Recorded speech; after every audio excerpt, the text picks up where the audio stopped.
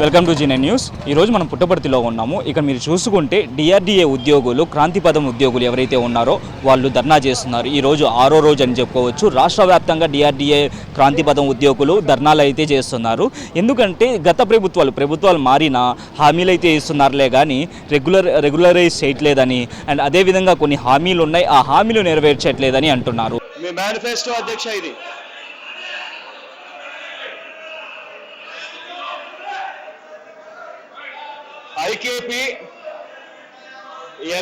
IKP NREGS RTC విద్యుత్ వైద్య ఆరోగ్య మొదలైన ప్రభుత్వ సంస్థల్లో పనిచేస్తున్న కాంట్రాక్టు అవుట్సోర్సింగ్ సిబ్బంది సర్వీసులను క్రమబద్ధీకరణ చేసేందుకు తీసుకోవాల్సిన చర్యలను పరిశీలిస్తామన్నారు.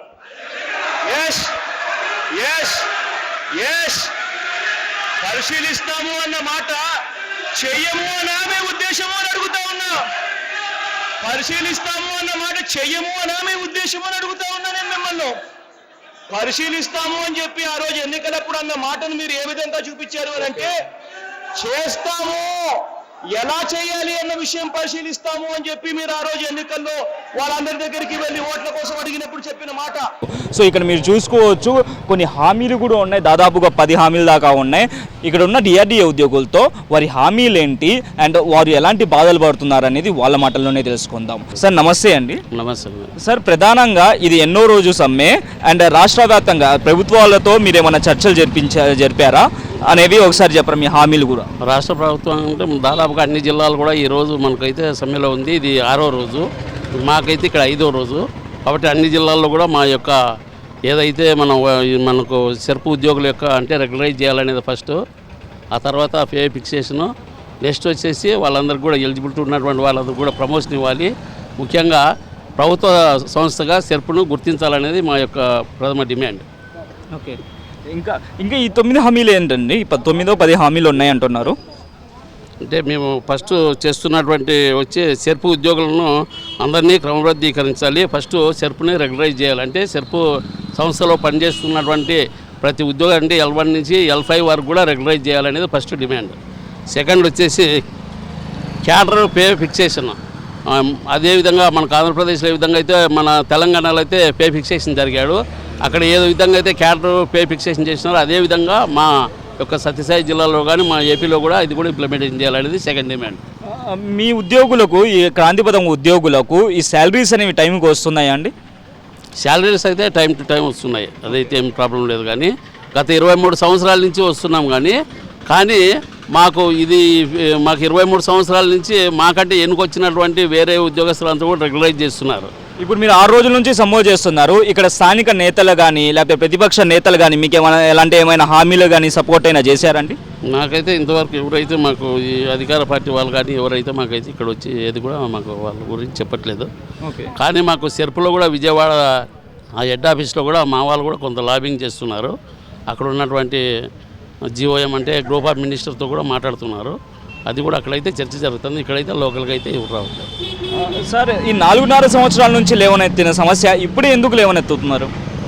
ముఖ్యంగా ఏమంటే మన రాష్ట్ర ప్రభుత్వము ఎక్కడా ఇంప్లిమెంటేషన్ చేయనటువంటి, అంటే కేంద్ర ప్రభుత్వం కానీ రాష్ట్ర ప్రభుత్వం కానీ ముఖ్యంగా సంక్షేమ పథకాలు ఎక్కువ ఇంప్లిమెంటేషన్ చేస్తున్నాయి. అందులో మేము ప్రతి దాంట్లో కూడా ఈ నవరత్నాలు అన్నటువంటి దాంట్లో కూడా మేము పాలు పంచుకుంటున్నాం. అందులో వైఎస్ఆర్ ఆసరా కానీ, 0 వడ్డీ కానీ, జగనన్న తోడు కానీ, ఇంకా ఈ ప్రభుత్వ పథకాలు అంటే మనబడి, నాడు నేడు కానీ, పెన్షను, ఈ ప్రభుత్వ పథకాల్లో అంటే వాళ్ళు ఏదైతే ప్రవేశపెట్టినారో ఈ సంక్షేమ పథకాలు, నవరత్నాలు ప్రభుత్వం ప్రతిష్టాత్మకంగా ప్రవేశపెట్టినటువంటి ఈ పథకాలన్నీ కూడా మా స్వయం సహాయక సంఘాల ద్వారా మా యొక్క సెర్పు సంస్థ, మా యొక్క సెర్పు సభ్యులు మాత్రమే దీన్ని ఇంప్లిమెంటేషన్ చేస్తున్నారు. కాబట్టి ఇంతవరకు కూడా మేము చేస్తారన్నటువంటి వేళ చేస్తున్నాం. ఎందుకంటే ఎప్పుడు పోయినా కూడా ఈ బడ్జెట్ ఇంత అన్ని ఏది తీసుకున్నా కూడా కోట్లలో వస్తుంది. కాబట్టి ఈ కేంద్ర ప్రభుత్వము రాష్ట్ర ప్రభుత్వం కలిసి ఇవన్నీ ఇంప్లిమెంటేషన్ చేస్తున్నాయి. కాబట్టి దానికోసం ఎప్పుడో ఒకటి చేస్తారు, ఇవన్నీ కూడా ఇంప్లిమెంటేషన్ చేస్తున్నారు. కానీ గ్రాస్ రూట్ లెవెల్లో తీసుకుపోయేది మా స్వయం సహాయక సంఘ సభ్యులకు, మా సిబ్బందే. కాబట్టి ఎప్పుడో ఒకటి చేస్తారన్నటువంటి నమ్మకంతోనే ఉన్నాము. ఇప్పుడు ఉన్నటువంటి ప్రస్తుతము ముఖ్యమంత్రి కూడా ఆ రోజు ప్రతిపక్ష హోదాలో కూడా ఇదే విషయమే చెప్పారు. ఫస్ట్ ఐకేపీ వాళ్ళని రెగ్యులరైజ్ చేస్తాము అని. మా దగ్గర కూడా వాళ్ళు ఏదైతే మాట్లాడినారో అసెంబ్లీలో అది కూడా సీడీ మొత్తం అంతా కూడా మా దగ్గర ఇన్ఫర్మేషన్ కూడా ఉంది. దాన్ని దృష్టిలో పెట్టుకొని ఎప్పుడైనా మాకు ఏదైనా కూడా మంచి చేస్తారు, రెగ్యులైజ్ చేస్తారు అన్నటువంటి హోదాతోనే మేము ఇక్కడ ఉన్నాం ఇన్ని రోజులు కూడా.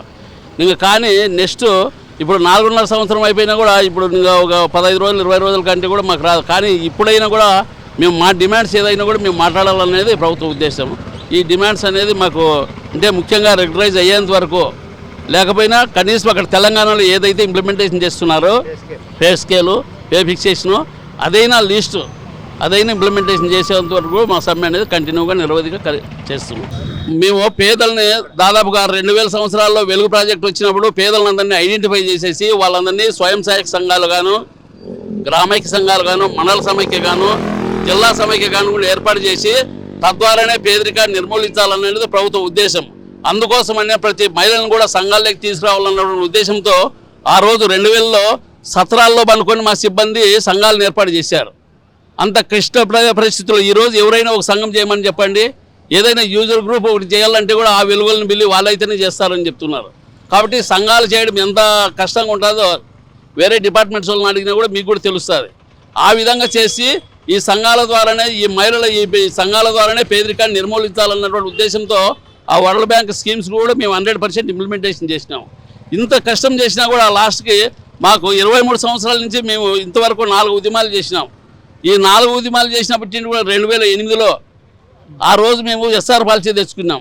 ఆ తర్వాత వచ్చినటువంటి ప్రభుత్వాలంతా కూడా 32% ఒకటి, ఇప్పుడు మళ్ళీ 23%. ఈ విధంగా మాత్రమే ఇచ్చారు. కానీ మాకు ఈ రెగ్యులరైజ్ చేయాలనేది కానీ పే ఫిక్సేషన్ కానీ ఇలాంటివి అయితే ఎక్కడ లేదు. అందుకోసమనే ఇది అయ్యేంత వరకు నిరవధికంగా సమ్మె చేయాలన్నటువంటి ఉద్దేశంతో మా అన్ని జిల్లాలకు సంబంధించినటువంటి వాళ్ళు కూడా ఈరోజు ఈ విధంగా సమ్మెలో పాల్గొంటున్నారు. గత 23 నుంచి జేఏసీ వాళ్ళు స్టేట్ జేఏసీ ఇచ్చినటువంటి ఆదేశాల మేరకు అక్కడ ఏదైతే ప్రతిఫలం వచ్చేంత వరకు కూడా నిరవధికంగా ఇక్కడ చేస్తాం. ఓకే, చూశారు కదా, ప్రభుత్వాలు మారినా మా సమస్యల్ని పట్టించుకోవట్లేదు అంటున్నారు. పనులైతే చేపించుకుంటున్నారు, కానీ మా హామీల గురించి కానీ మా సమస్యల గురించి కానీ ముఖ్యమంత్రి దాకా తీసుకెళ్ళనివ్వట్లేదు మధ్యలో ఉన్న అధికారులు అని అంటున్నారు. సో వీళ్ళ సమస్యలు తొందరగా నెరవేర్చాలని, అదేవిధంగా వీళ్ళ హామీలు ఏదైతే ఉన్నాయో వచ్చే ప్రభుత్వం ఏదైనా వీళ్ళ హామీల గురించి అండ్ వీళ్ళ సమస్యల పైన కాన్సన్ట్రేషన్ చేయాలని జీఎన్ఎన్ న్యూస్ కోరుకుంటుంది. కెమెరామెన్ జమీరాతో ఫజల్ షేక్.